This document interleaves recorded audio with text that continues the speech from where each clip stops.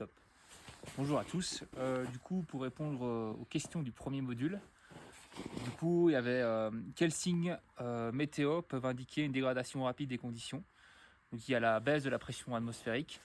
Donc ça peut se voir avec une montre ou ce genre de choses, qui est subite. Il y a du vent qui arrive soudainement.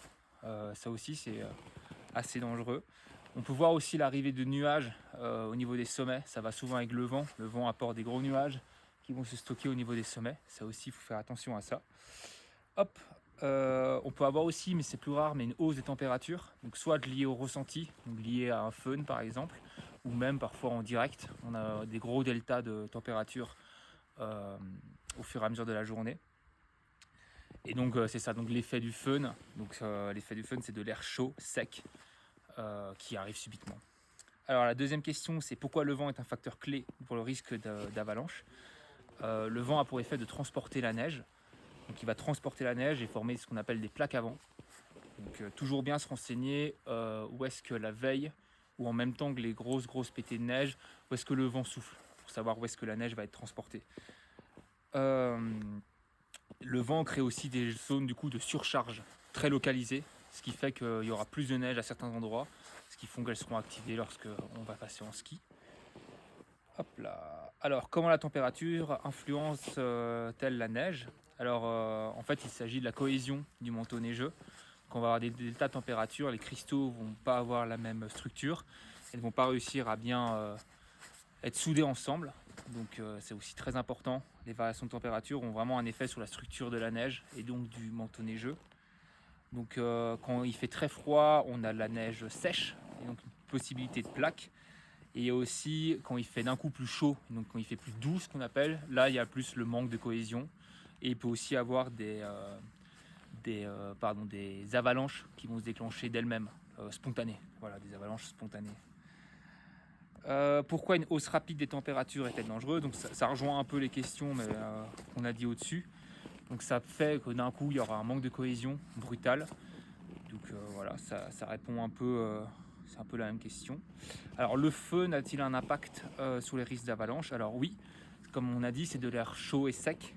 Donc ça va être un réchauffement très rapide du manteau.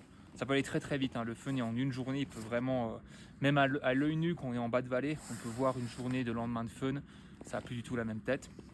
Mon caméraman pourra aussi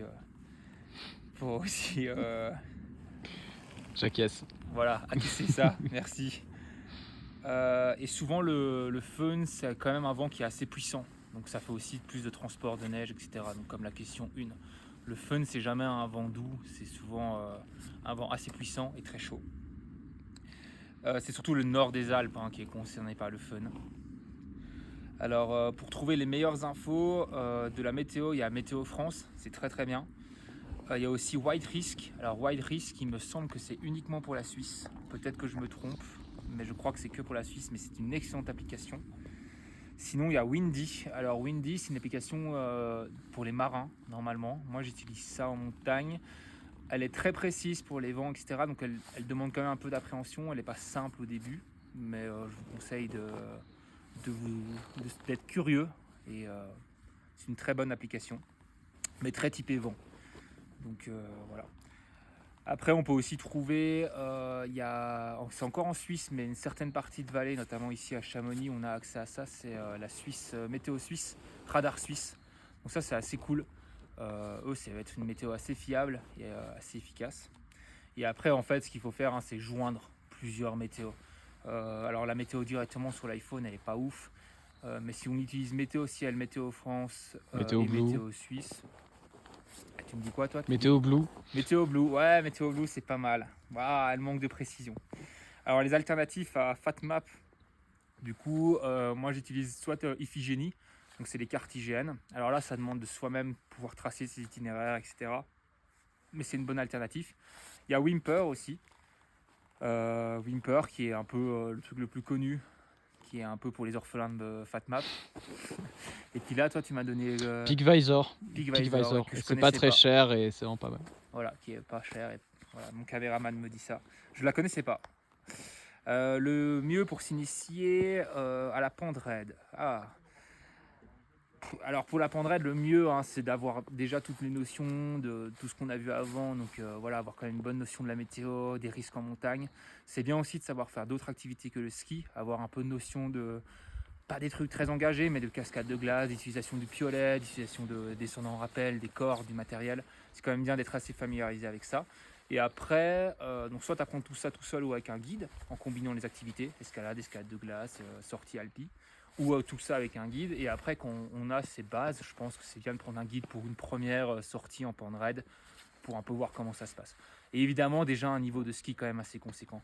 C'est une discipline à part entière, hein, donc on a ce qu'on appelle le freeride, ce qu'on voit un peu partout, donc commencer à aller partout en montagne. Et la Pendred, c'est pas forcément les mêmes disciplines, c'est-à-dire qu'il ne faut pas être excellent en freeride pour faire de la Pendred. Et l'inverse aussi, il y a des très bons skieurs de Pendred qui sont pas forcément monstrueux en freeride. C'est pas le même sport, mais voilà, la Pendred, c'est quand même quelque chose qui s'acquiert. C'est pas accessible tout de suite. On doit quand même avoir un petit niveau et un petit bagage de ski quand même avant de s'attaquer là-dedans. Alors, la chute en pente, comment s'arrêter? C'est drôle ça comme question. Au final, dans la Pendred, que ce soit en snowboard ou en ski, en ski, il y a les bâtons qui peuvent déjà être un bon arrêt. Mais sinon, on va avoir un piolet. Donc, on va skier et rider avec le piolet. Il y a diverses techniques pour le tenir. On ne va pas rentrer dans les détails ici forcément, mais lorsqu'on glisse, on va essayer de s'arrêter au piolet et en utilisant l'écart de ces skis. Voilà. Je pense que c'est ça. Dans une neige compacte, un peu bien poudreuse, mais un peu compacte, normalement, son propre poids fait qu'on va s'arrêter de nous-mêmes. Après, quand c'est de la glace plus vive, une neige plus vive, un peu plus glacée, un peu plus croûtée, bon là, c'est bien de savoir se servir de son piolet. Après, si on est dans le spécifique Pendred, normalement dans la Pendred, il y a un degré d'engagement, donc il va être un niveau de 1 à 5. C'est important de savoir, de se renseigner avant. On peut avoir quelque chose de très incliné, de pas expo. Donc si on tombe, ça fait juste un long toboggan et on finira par s'arrêter.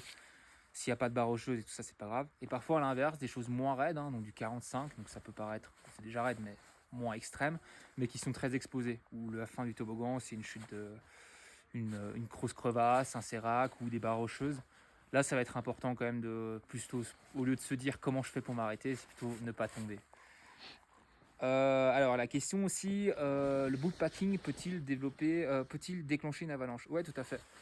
C'est pas parce ça n'a rien à voir, hein. À partir du moment où on est dans une pente plus raide, hop, on va passer en mode backpack. Donc backpack, pour ceux qui savent pas, c'est mettre ses skis sur le sac à dos, mettre des crampons ou des snowflakes, qui sont des espèces de raquettes sur lesquelles on va pouvoir mettre les crampons par-dessus, et piolet ou bâton, et on va attaquer la pente directement à pied. Ça se fait dès que l'inclinaison devient trop grande.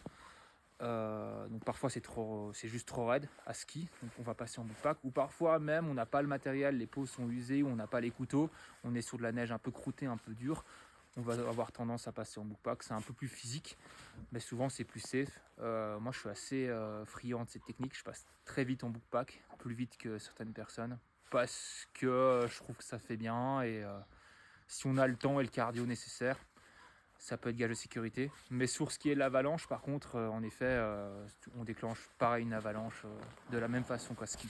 Donc il faut quand même être prudent. Les crampons au couteau, quand changer? Bah justement, quand la neige est dure et qu'on sent, en fait, en ski c'est facile, hein, on va commencer à faire des conversions et puis on va commencer à partir en arrière. Alors souvent c'est un problème technique, mais à partir d'un certain niveau, quand vous avez l'habitude et que vous avez la bonne technique, juste le fait de partir en arrière, ça va clairement être dû au terrain. Et donc là, ça va être important de mettre des couteaux.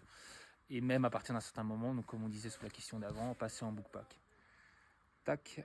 Comment planifier une sortie? Alors, planifier une sortie, ça se fait en plusieurs parties. Normalement, vous avez vu ça sous le module 2. Mais donc, ça commence par une analyse de la météo détaillée, une analyse du BRA, donc qui est le bulletin d'avalanche. Choisir l'itinéraire correctement, avoir toujours un plan A, un plan B, un plan C. Et ça, je l'avais aussi vite fait dit dans le module 1.